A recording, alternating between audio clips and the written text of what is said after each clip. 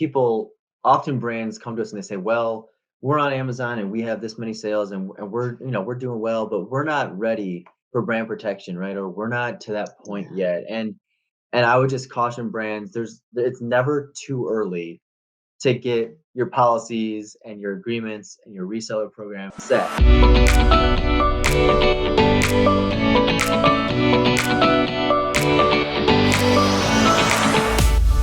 Hello, everyone. Thanks so much for taking a second to check out this brand protection chat we wanted to host. We will, over the next 15 to 20 minutes or so, be covering the basics of brand protection, not only on marketplaces that Retail Bloom works with day to day, such as Amazon and Walmart and those types of marketplaces, but also Overstock, Wayfair. And that's why we wanted to bring in our partner at RSG, Heather Roberts. She is an expert on Wayfair, Overstock, Home Depot, some of your home good type platforms that everyone's familiar with. And because Retail Bloom doesn't have that experience and expertise with those sites, we're very excited to have partnered with RSG Sales and have Heather as a resource for our clients and for our day-to-day work for brands that need to transition onto Wayfair or that are already on Wayfair and Overstock and experiencing issues. And so we have a partnership with RSG that we're very excited about. So Heather, thank you so much for joining us. Thank you so much. I'm so excited to be here and be able to learn even more about the Amazon side, like outside of my box, but I love learning. Because there's only so much that Amazon or Walmart itself is going to do, right? Their whole pitch is low Yeah. prices, competition, right? I mean, they're not going to Yeah. step in and stop people from competing with you on price. We always recommend taking this matter into your own hands, right? Don't Mhm. rely on even brand registry or Walmart's IP infringement form or anything like that. You really need to take it into your own hands and start from the beginning. Lay that foundation that you can enforce is kind of what we recommend. And so we have like a three-stage enforcement process or brand protection process that we like to walk clients through. We'll find brands at each stage, various levels of these stages, but basically we create the foundation. We look at what they're doing right now. We strategize with them. That's sort of phase one is creating that strategy and seeing where they're at right now. We'll help them create the policies they need to enforce the agreements because those are key, right, between Yeah. distributors and resellers.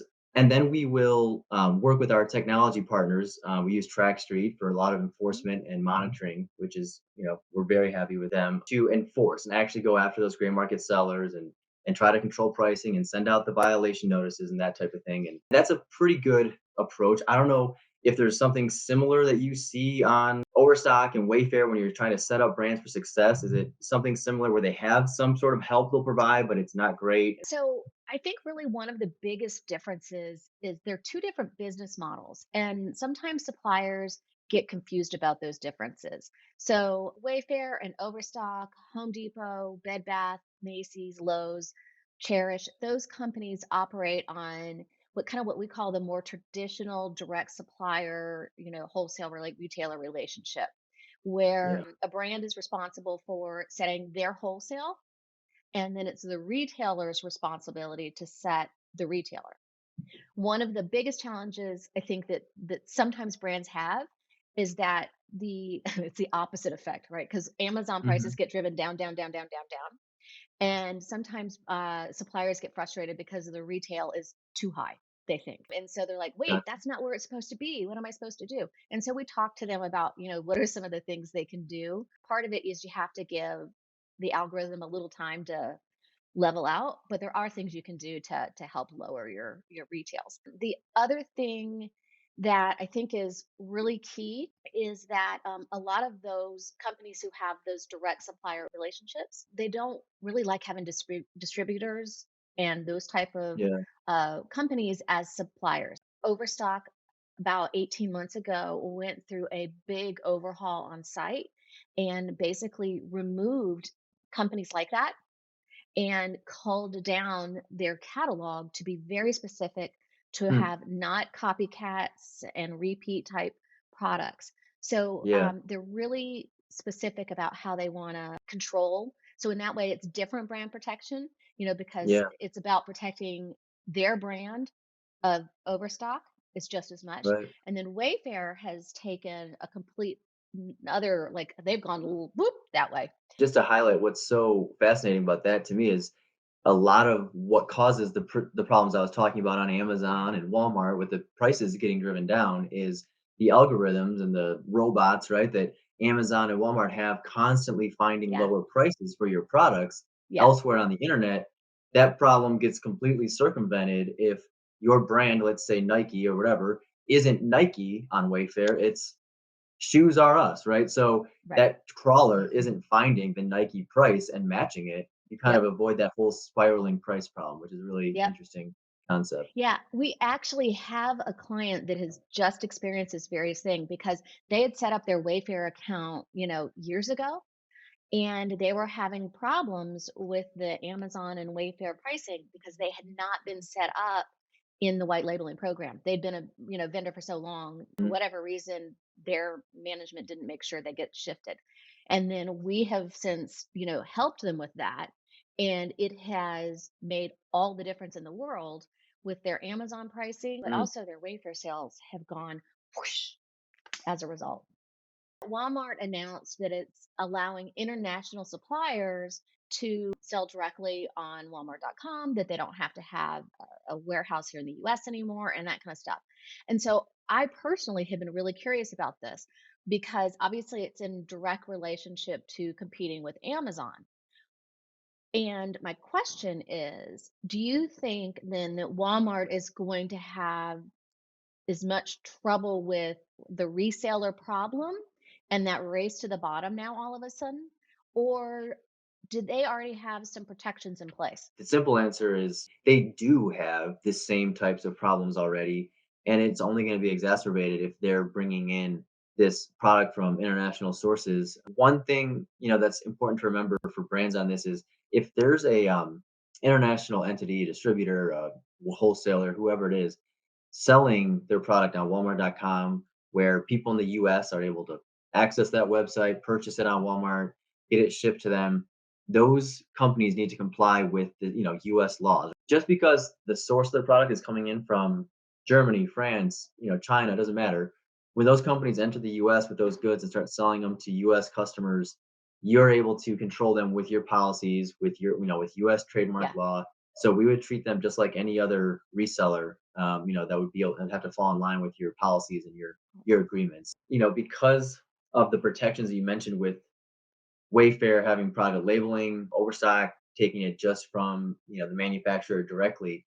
There's not as many issues, it would seem, with brand protection on those 2 sites in particular, but Mhm. there are, and you work with other sites, like you mentioned, Lowe's and Home Depot and some of those type sites. As far as pricing goes and controlling pricing outside of the Wayfair and the Overstocks, how do you best recommend your brands, have some sort of say and control in their pricing on, for example, Home Depot or Lowe's? Yeah, because I think truthfully, industry wide, it's known that Home Depot is one who always kind of likes to push the envelope, as we say.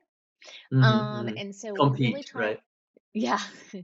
So we really highly encourage folks, in particular, on Home Depot to have a map and be willing to stick to it. So if they are constantly, breaking map and so forth, be willing to say, you know, sorry, until you fix it, we're not going to fill these orders. Usually you only have to do that once, maybe twice. They kind of fall in line and understand. And they've gotten so much better over the last 2, 3 years in particular. It used to be a constant problem, like left and right. But they've gotten a lot better about it now. So, MAP is really the best way to help. I know I've talked to some brands who wanted to enforce MAP, with Home Depot and Lowe's, but they were concerned about pushing back on that because they didn't want their orders to stop coming in from Home Depot and Lowe's. They didn't want their products to stop being listed. And you had mentioned it's not so much concern because it's drop ship basically, right? Is that Right. yeah, Yeah, this is all, they're 100% a drop ship model to be, on homedepot.com. yeah, That's how you're set up. just Yeah, trying I to mean, say. you're 100% in control of the information that you provide to each, retailer. So we kind of like to say, like, there's two ways to go. You can either have garbage in and garbage out. You give them bad data, you're going to get bad data out. Mhm. You give Mhm. them, best in class, and you're going to have a rock star, listing. period. If we're thinking of the three stages we work with brands through on our brand protection, strategy and assessment, kind of the first stage, policy creation and laying that foundation with actual agreements and documents in that second stage, and then enforcement in the third stage. Think of right now the second stage where we're creating those documents and those policies for you. One of those, and obviously a key one, is map policy. And Mhm. just to kind of remind brands what's so important about those or how those work, because we see a lot of misuse of map policies where brands will take a map policy. They know they've heard of map, they know they're allowed to make a map policy, and they'll put everything but the kitchen sink in there. They'll tell brands what they are and aren't allowed to do with selling online, trademark usage, right? They'll put, customer service requirements and all this stuff into a map policy. And I guess my point is careful when you're making a map policy because that's not the place for anything really other than here's our minimum pricing for our products and here's how we may enforce consequences on resellers that don't follow these pricing guidelines. That's Yeah. really all it's supposed to be, and it's for your approved sellers. So just to clarify that, it's for people you have as part of your reseller program. They're authorized, you know who they are, so we're always cautioning brands against taking that map policy and using it as a sword out there, going after gray market sellers and unauthorized sellers and telling them to adhere, because the sophisticated ones now know they can actually fight back under the first sale doctrine, which people out there may have heard that. They can actually fight back and say, "Hey, stop bothering me, right? I'm allowed to sell this trademark product." And so not to get into the weeds, but that's how we help you navigate those policies and put the right ones in the right place, if that makes sense. We take a similar approach where we have a strategy that we take with each brand, and figure where they're going to be the best fit, best on styling, price, so forth and so on. Yeah. They have to understand, they have to be willing to play by the rules, right?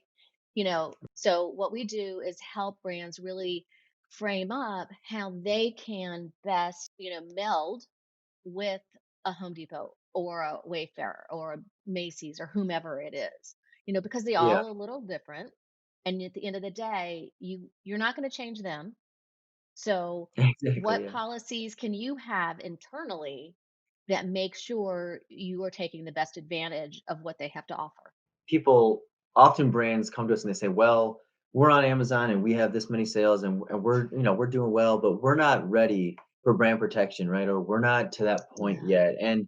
And I would just caution brands, it's never too early to get your policies and your agreements and your reseller program set, because you're only going to avoid headaches down the road when you don't have those policies in place and things aren't set and you let things grow, sales grow, sellers multiply. It's only a bigger mess to clean up down the road. And so Yeah.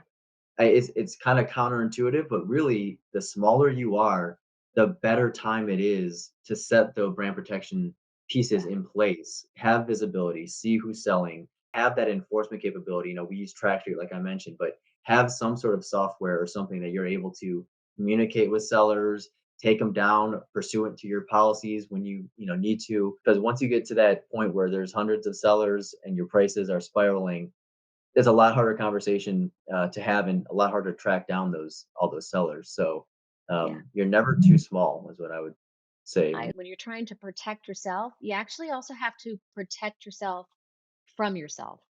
So just make sure you're being fair and equitable with all the accounts that you work with. You can't give one price to somebody and another Right. price to somebody and this map and that map.